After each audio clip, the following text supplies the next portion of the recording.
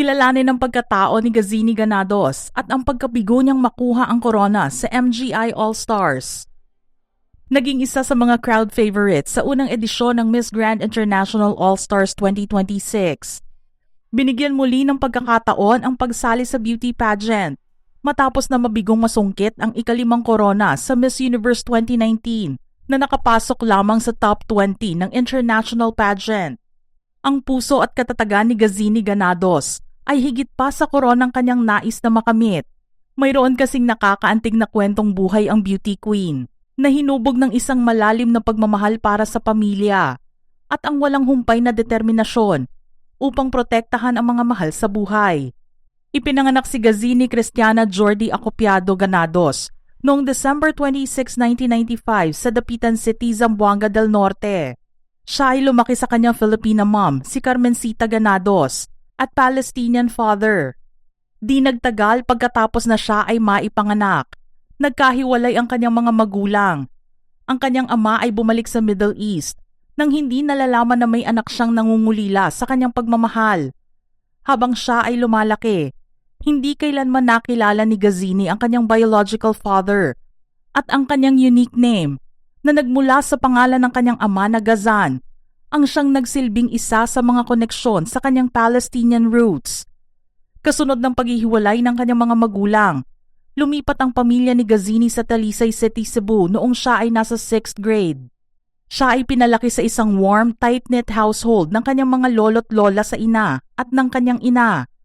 Sa loob ng mahabang panahon, ay nagkaroon siya ng malalim, panghabang buhay na ugnayan sa kanyang mga lolo't lola na nagbigay ng katatagan at pagmamahal na nagbigay naman ng seguridad sa kanyang pagkabata. Nag-aral si Gazini sa University of San Jose Recoleto sa Cebu City.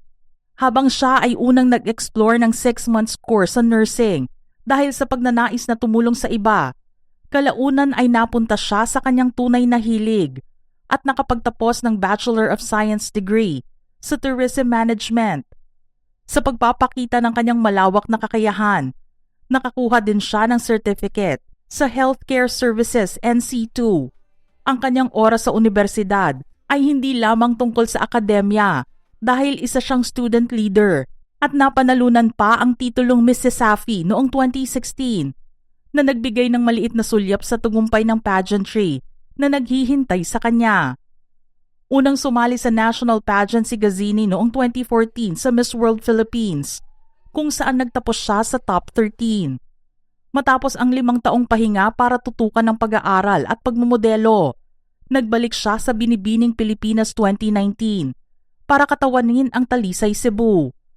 Noong June 9, 2019, opisyal siyang kinoronahan bilang Miss Universe Philippines at gumawa ng kasaysayan bilang ikalawang Cebuana na nagwagi ng titulo kasunod ni Pilar Pilapil noong 1967. Sa kagustuhang mas makilala ang sarili, naglakas loob si Gazini na manawagan sa TV para mahanap ang kanyang biological father. Pagkatapos ng kanyang Miss Universe journey, nagbunga ang tapang niyang ito dahil nag-reach out ang kanyang ama at sa wakas ay nagkita sila noong 2020.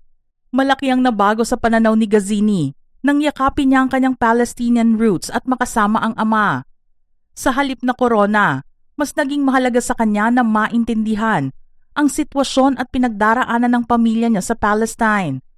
Para sa kanya, mas matimbang ang pagkakakilanlang ito kaysa sa kahit anong titulo. Kaya naman nagpa siya muna siyang umiwas sa spotlight para mag-heal at magkaroon ng oras sa sarili. Hindi pinabayaan ni Gazini ang kanyang pangunahing advokasya, ang kapakanan ng mga matatanda.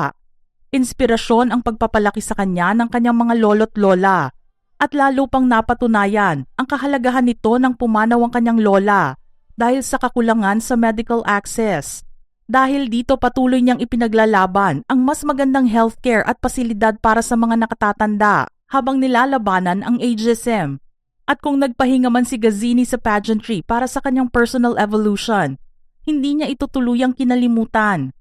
Ngayong may closure at healing na siya, nagbabalik siya sa spotlight sa pamamagitan ng MGI All-Stars pageant upang muling irepresenta ang kanyang Filipina-Palestinian identity at isulong ang kanyang mga ipinaglalaban. Nagpakita ng world-class performance si Gazzini sa unang edisyon ng MGI All-Stars sa kabila ng malalakas na kalaban. Sa preliminary round, nakakuha siya ng 9.39 sa evening gown. Suot ang emerald green at pink cape gown ni Mark Baumgartner. 9.79 sa swimsuit at 8.01 sa bareface competition. Mga markang nagdala sa kanya sa ika-8 pwesto para makapasok sa top 18. Nakaabante rin siya sa top 10 matapos makakuha ng 6.66 combined score sa swimsuit round. Sa final evening gown competition, pinalakpakan ang kanyang score na 9.38 habang suot ang likha ni Rian Fernandez. Ang gown na ito ay pagkilala sa kanyang Filipino-Palestinian roots na nagtataglay ng mensaheng "Beauty is most powerful when it stands for humanity." Nagkaroon din siya ng pagkakataon na sagutin ang katanungan mula kay Miss Grand International 2020 Abina Aquaba na cyberbullying has become one of the biggest threats facing young people today. Beyond simply telling people to be kind, what practical steps should society take to reduce cyberbullying? Ang naging sagot ni Gazzini dito ay, "I was once a victim of cyberbullying. It is not easy to go through something that you didn't ask for. As a Filipina-Palestinian, I have raised my voice and I have conquered through my fears because I faced the struggles that I've been facing. My family is still stuck in Gaza, and now that I'm fighting for their lives, I just want to do my best and be their representation and raise their flags, just like who I am today as a Filipina-Palestinian." Hindi man pinalad na makuha ang corona sa unang edisyon ng MGI All-Stars, nagawa naman ni Gazzini na ipakilala muli ang kanyang sarili at iparating sa maraming tao ang mensaheng kailangan para maialis niya sa mahirap na sitwasyon ang kanyang pamilya sa Gaza. From all of us at Showbiz Philippines, thank you so much, Gazzini, for representing us and waving the Philippine flag on the international pageant stage. Sharing your half-Palestinian roots made your family so proud. Mga ka-showbiz peeps, ano naman ang inyong reaksyon sa ating istorya ngayon? Share your thoughts in the comments section below.